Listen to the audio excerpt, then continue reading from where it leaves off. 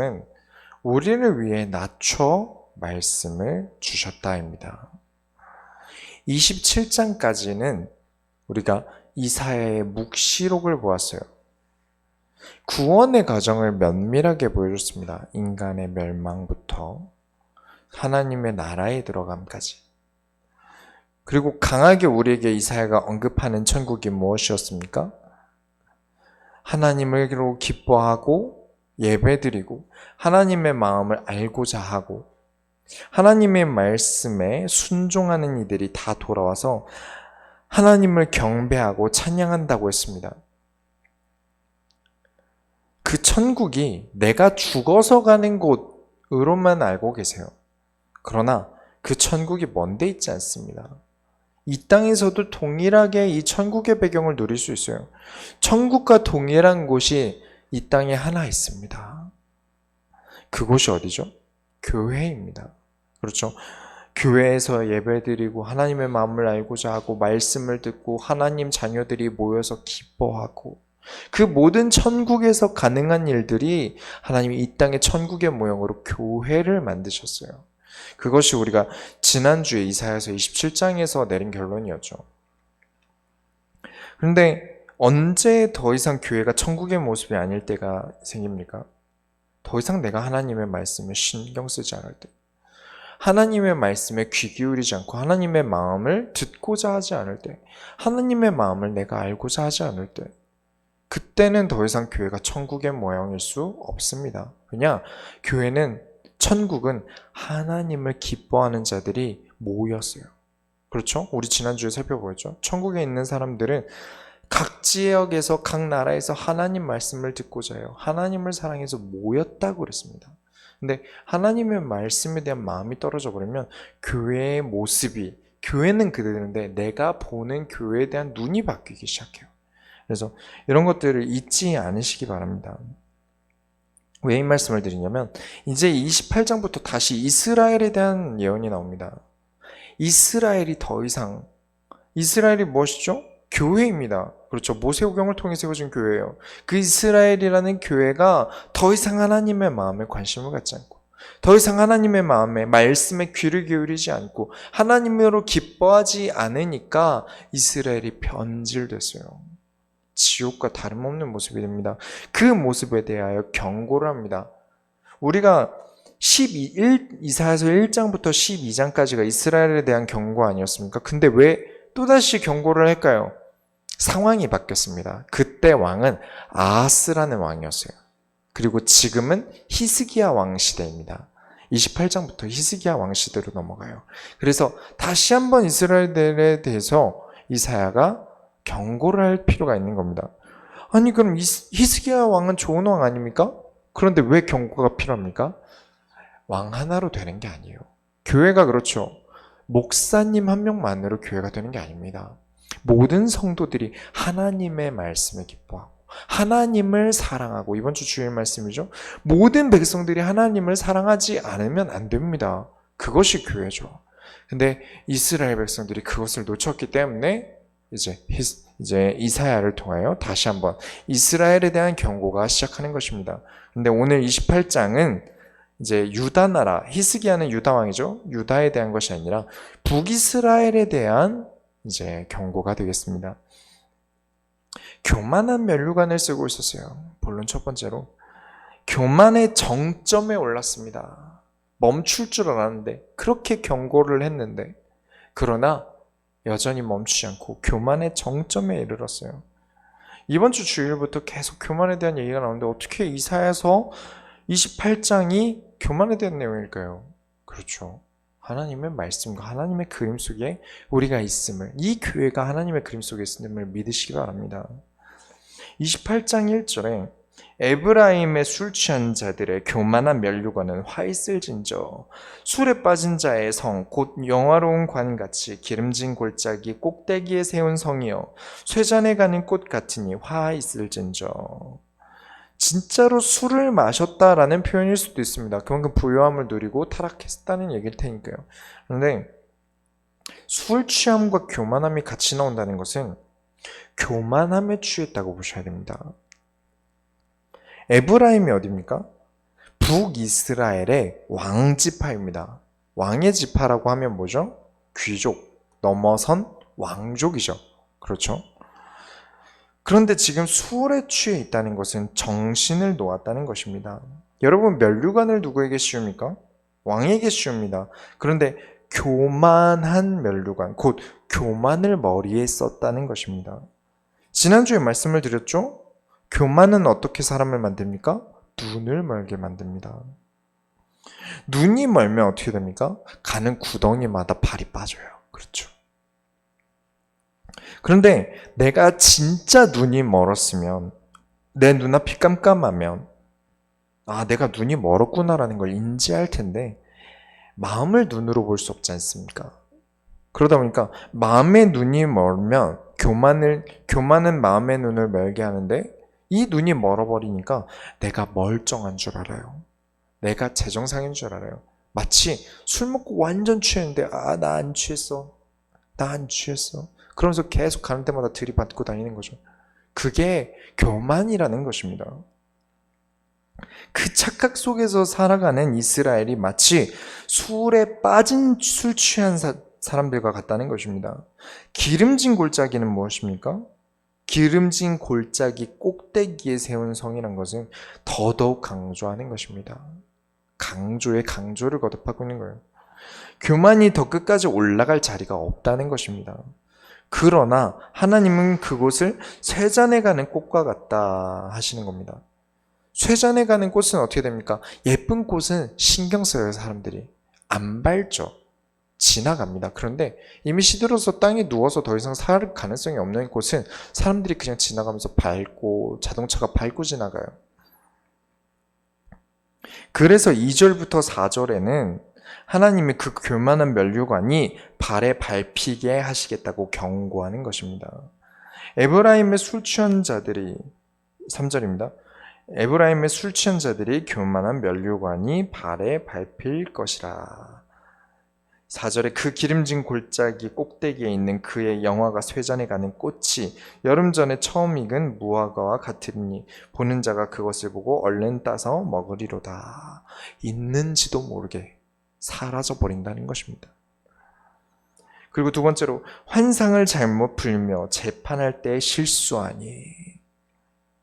5절부터 6절에 그 날에 만군의 여호와께서 자기 백성의 남은 자에게 영화로운 면류관이 되시며 아름다운 화관이 되실 것이라. 재판석에 앉은 자에게는 판결하는 영이 되시며 성문에서 싸움을 물리치는 자에게는 힘이 되시리로다. 남은 자에게는 누가 면류관이 되십니까? 하나님이 면류관이 되신다는 겁니다. 근데 이 앞에 무슨 단어가 붙습니까? 만군의 여호와라는 단어가 붙습니다. 만군의 여호와라는 단어가 붙을 때는 싸워야 할 때이죠. 나는 연약하지만 남은 자들에게 언약을 기대하고 하나님을 기대하는 사람들, 하나님께서 이 땅에 응답 주실 것을 하나님을 믿고 살아가는 자들에게는 하나님이 그 자들을 위하여 싸워 주시겠다는 것입니다. 그리고 재판석에 앉은 자에게 판결하는 영이 되신다는 것은 하나님 앞에 의인을 절대 하나님은 모른 척 하시는 분이 아니라는 겁니다. 의인과 죄인을 분명하게 구분하시는 분이라는 것이죠. 성문에서 일어나는 것, 성문에서 일어나는 분쟁과 시기를 막는 자에게 우리가 은혜로 돌아가자. 성문 앞에서 사람들이 싸요. 그러지 말고 우리 예배하자. 그 자들에게는 하나님이 힘이 되어 주시겠다는 것이죠. 그런데 어떻게 일이 됩니까? 남은 자들을 일으키시고 응답을 주시는 걸 보아도, 남은 자들에게 일어나는 응답을 보아도 그 사람들은 정신을 차리지 않습니다. 7절부터 8절에 그리하여도 이들은 포도주로 말미암아 옆걸음을 치며 독주로 말미암아 비틀거리며, 여기가 제일 중요합니다. 제사장과 선지자도 독주로 말미암아 옆걸음 치며 포도주에 빠지며 독주로 말미암아 비틀거리며 환상을 잘못 풀며 재판할 때에 실수하니 모든 상에 토한 것 더러운 것이 가득하고 깨끗한 곳이 없도다. 하나님은 올바르게 판결하신다고 하시는데 이 사람들이 술에 취해서, 곧 교만에 취해서 내 마음대로 해석해요. 성경을 똑같이 줬는데 누군가는 교권주의로 나와가면서 내가 하나님의 대리인이고 내가 하나님의 사자다. 내 말이 맞아. 내 말은 곧 하나님 말씀이야. 어떻게 그럴 수 있습니까? 교만이란 건 사람을 그렇게 만듭니다.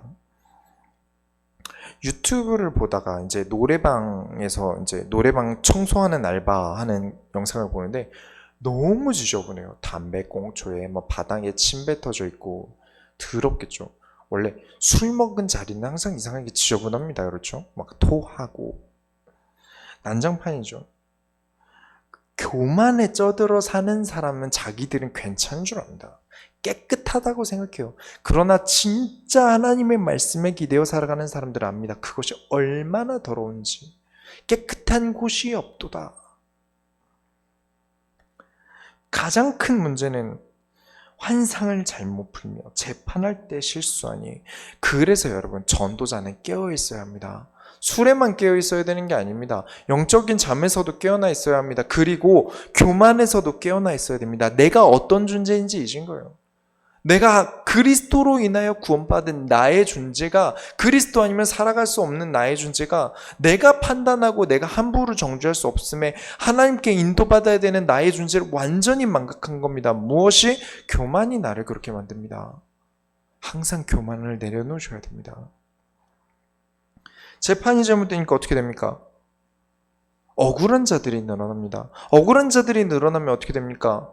어떻게 하나님 믿는 사람이 그래?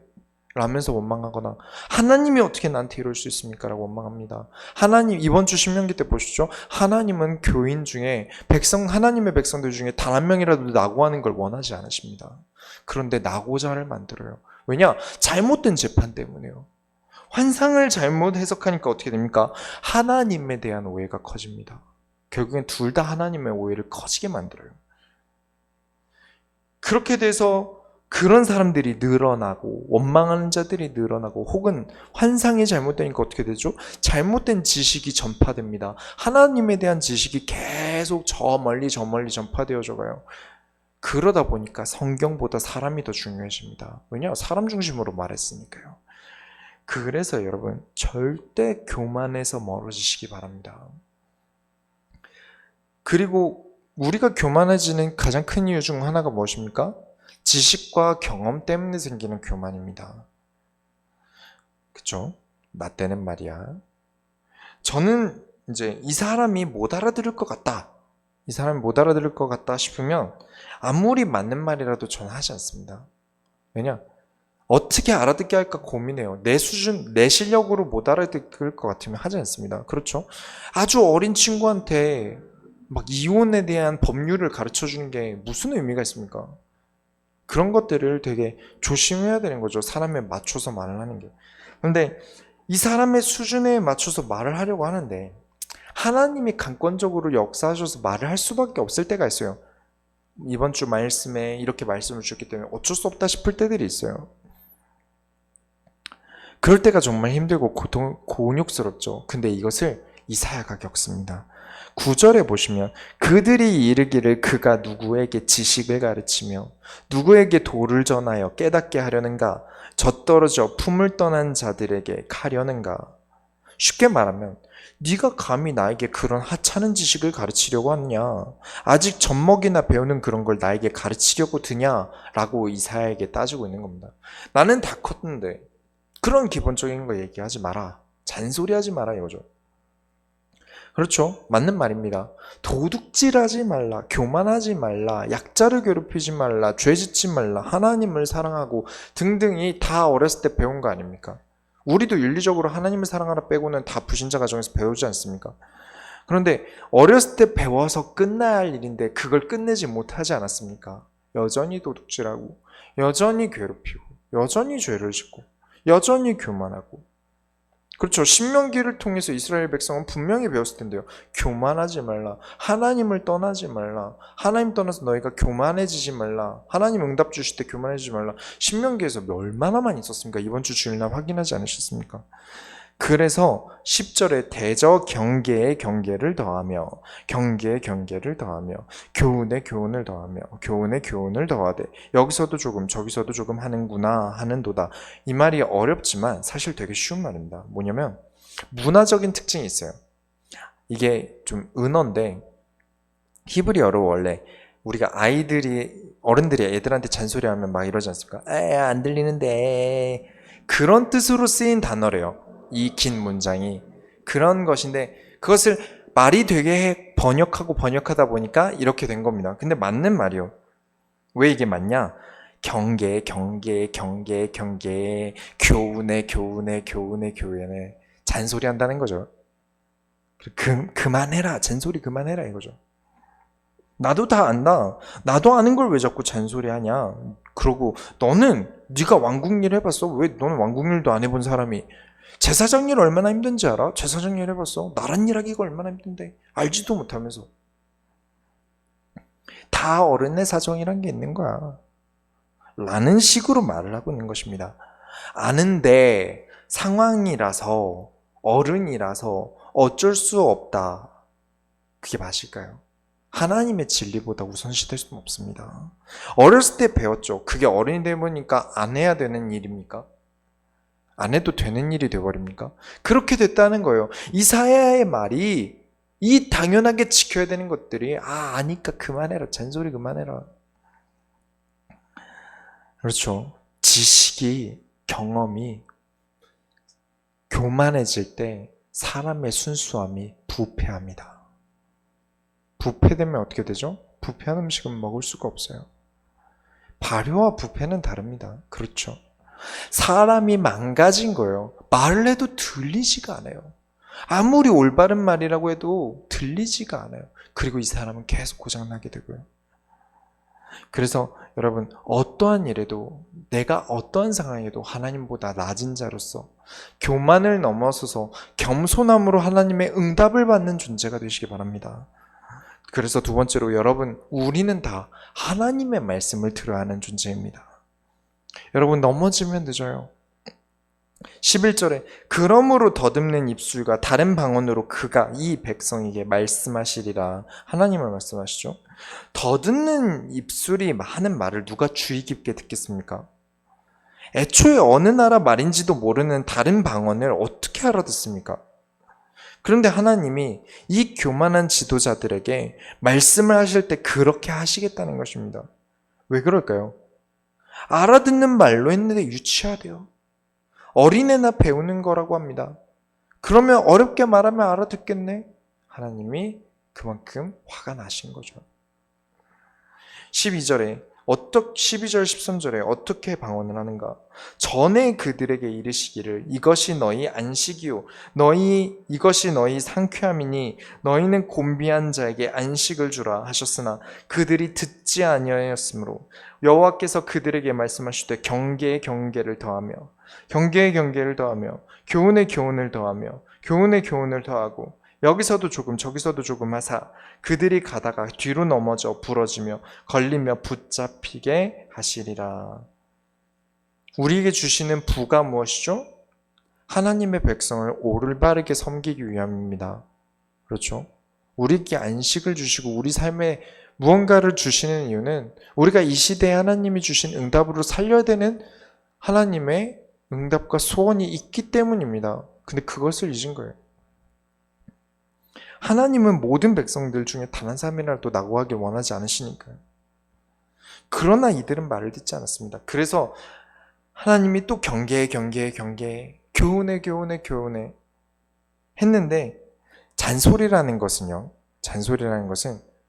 내가 잘하는데 잔소리를 하면 막 말을 하면 교훈을 하면 잔소리가 맞아요. 그런데 내가 그 말을 듣지 않고 넘어지면 그건 잔소리가 아닙니다. 내가 잘못한 거죠.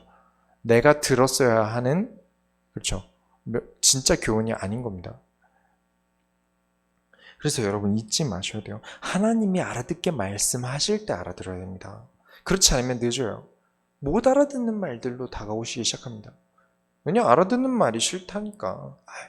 우리 그런 거 많이 보지 않습니까? 교회에서 다 아는 말씀일 거야. 다 알아. 우리 다 어렸을 때 뗀 거야. 뭐 다 이해하는 말이지. 뭐 교회에서 하는 말 뻔하지.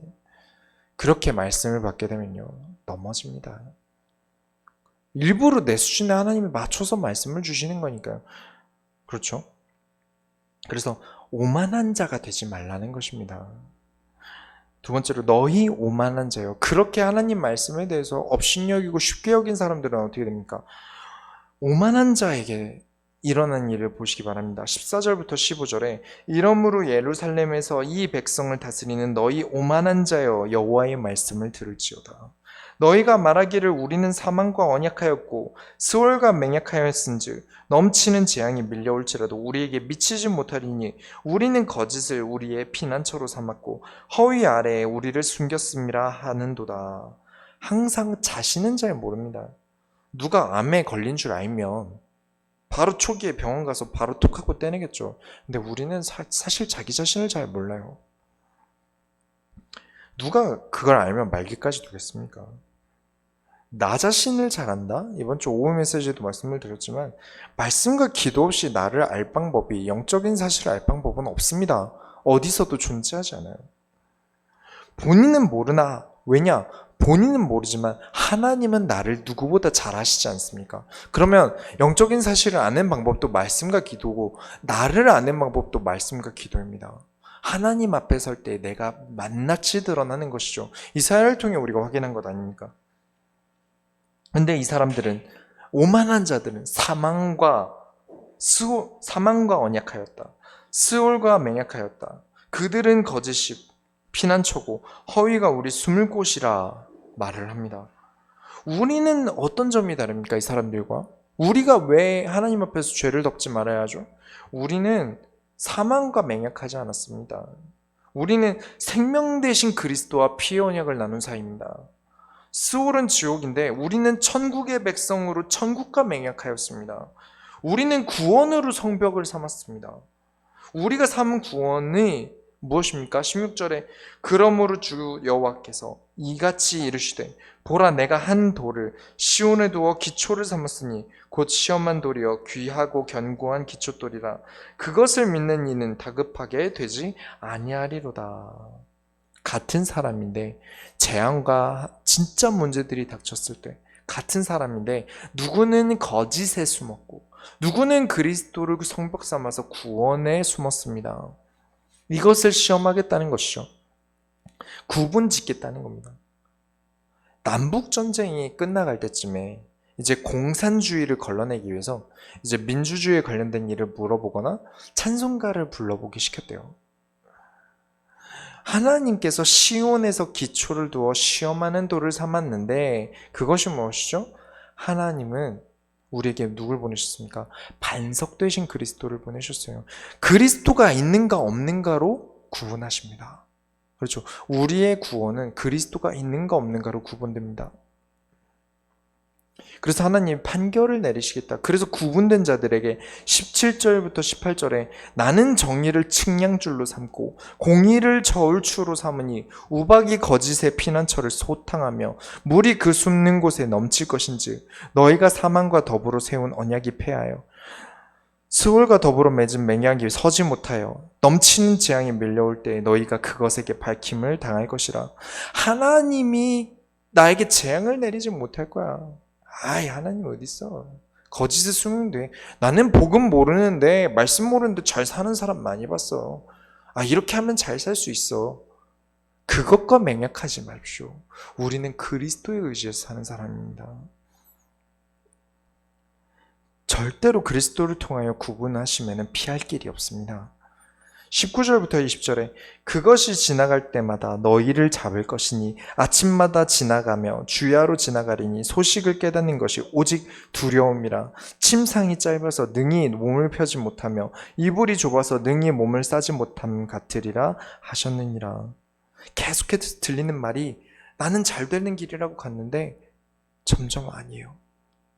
처음에는 되게 좋게 시작했어요. 막 사람들도 불어나고 잘 되는 것 같은데 점점 균열은 가기 시작합니다. 튼튼하지 못한 곳은요, 사람이 많이 올수록 좋은 게 아닙니다. 왜냐? 균열이 가기 시작해요. 무너져 가기 시작합니다. 그렇죠. 나무로 만든 고층 건물이 왜 위험했습니까? 사람이 많이 올수록 쉽게 무너져요. 균열이 가고 썩어 들어가니까요. 그렇죠. 우리는 그리스도의 반석에 숨는 존재입니다. 그렇기 때문에 그리스도 없는 자들은 피할 길이 없어요. 침실에서만큼은 편해야 되지 않겠습니까? 근데 이제 침실조차도 편하지 못하게 돼요. 그것이 그들의 마지막이라는 것입니다. 그래서 너희는 귀를 기울여 내 목소리를 들으라. 자세히 내 말을 들으라 하신 것입니다.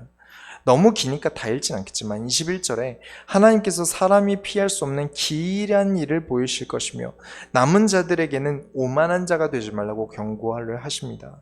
23절에 너희는 귀를 기울여 내 목소리를 들으라. 자세히 내 말을 들으라.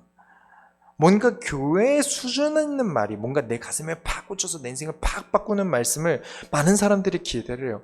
그렇죠? 그래서 그런 말씀을 쫓아갑니다. 그러나 그런 수 있는 목회자가 되기 위해서 저도 노력을 합니다. 그러나 하나님의 말씀을 받는 나는 그래서는 안 됩니다. 그렇죠? 하나님의 말씀은 성취될 것을 믿는 것이 먼저입니다. 내 삶이 변하는 것. 하나님은 내가 알아들을 수 있도록 말씀을 주신 거예요. 뭔가 대단한 말을 주신 게 아니라 아까 사람들이 잔소리하지 마라. 하나님은 그렇게 내 수준에 맞춰서 말씀을 주세요. 또 어떤 사람들은 그런 말을 합니다. 말씀이 너무 어려워요. 그럴 수 있죠. 근데 진짜 묻고 싶은 게 있습니다. 학교에서 미분 적분을 풀고 영단어 학습 다 하는 사람들이 왜 말씀을 어렵다 할까요? 진짜 진실은 그들이 하나님의 말씀에 귀를 기울이지 못했다는 겁니다. 하나님은 언제나 26절에 적당한 방법을 보이사 가르치셨습니다. 시간 관계상 다 읽지 않겠습니다만 24절부터 28절에 파종과 대회양, 소회양이 나오는데 파종은 씨를 뿌리는 것을 말하고 소회양과 대회양은 이제 번역이 비슷한 식물 이름이에요. 그래서 가져온 것이고 좀 다른 식물입니다. 뜻만 해석한다면 우리가 다 아는 일반적인 아는 지식들이 기본 같지만 하나님은 우리에게 알려주지 않았다면 몰랐을 것이고 그 기본적인 것들을 알아듣지 못하고 계속 딴짓을 한다면 될 것도 없다는 말을 하고 있는 것입니다. 그러니 우리는 무엇을 해야겠죠? 하나님의 말씀에 귀를 열고 살아야겠죠. 결론을 내리겠습니다. 29절에 이도 만군의 여호와께로부터 난 것이라 그의 경영은 기묘하며 지혜는 광대하니라. 이게 우리가 교만하지 말아야 할 근본적인 것입니다. 이게 왜 근본적인 것입니까? 하나님의 경영은 기묘합니다. 내가 알 수가 없어요. 지혜는 광대하십니다. 그리고 우리를 이게 교만하지 말도록 하기 위해서 하나님이 기묘한 일을 하실 때, 난 몰라, 안 할래. 그게 교만이죠. 그런 거 유치해서 뭐하러 해? 그게 교만입니다. 하나님의 말씀을 내가 뭐라고 이게 맞다 틀리니, 옳으니, 높니, 낮니 할 수 있습니까? 교만했기 때문에 가능한 일입니다. 말씀보다 높은 존재가 이 세상에 누가 있습니까? 없는데 사람들이 교만에 눈이 멀면 그렇게 돼버린다는 것입니다. 우리 성도들이 교만에 빠진다면 더 이상 교회는 교회의 모습을 갖출 수가 없게 됩니다. 이걸 더 이상 교회라고 말할 수 없게 돼요. 왜냐? 많이 보았습니다. 교만에 빠져서 내가 하나님인 양 떠드는 교회의 몰락들을 뉴스를 통해서도 보았고요. 직접 눈으로 목격하기도 했습니다. 엉망이 돼요. 교만에 취해서 잘못 말하는 해석, 잘못된 판결 때문에 믿음이 떨어지는 일을 하고 그 중에 믿음 있는 주위 사람들이 하는 충고를 감히 하나님의 사자인 나한테 잔소리를 내? 이런 사람들의 몰락을 봅니다. 우리는 그런 때가 오기 전에 늦어서는 안 됩니다. 절대 소원교회는 그 누구도 교만함에 빠지지 않으시기 바랍니다. 언제나 교회가 나보다 우선임을 잊게 되면 교만해집니다.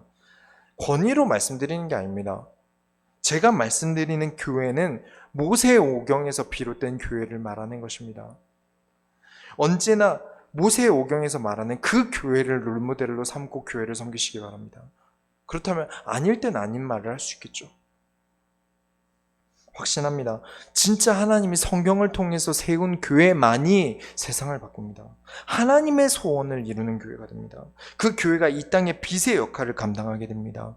어떠한 교만에서도 이겨내며 하나님의 말씀을 항상 겸손히 듣는 우리 소원교회 모든 성도들이 되시기 바랍니다. 우리가 하나님의 소원을 이뤄드립시다.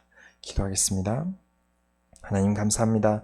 오늘도 그리스도를 통하여 우리에게 참된 교훈을 주심을 감사드립니다. 참된 말씀 속에서 하나님 참된 교회가 회복되어지게 해주옵소서. 어떠한 사람의 교만함과 성경에도 없는 말들로 인해 세워진 교권이 아니라 하나님이 머리 되신 교회가 세워질 수 있도록 하나님 겸손한 마음을 갖게 하여 주옵소서. 살아계신 예수 그리스도의 이름으로 기도드렸습니다. 아멘.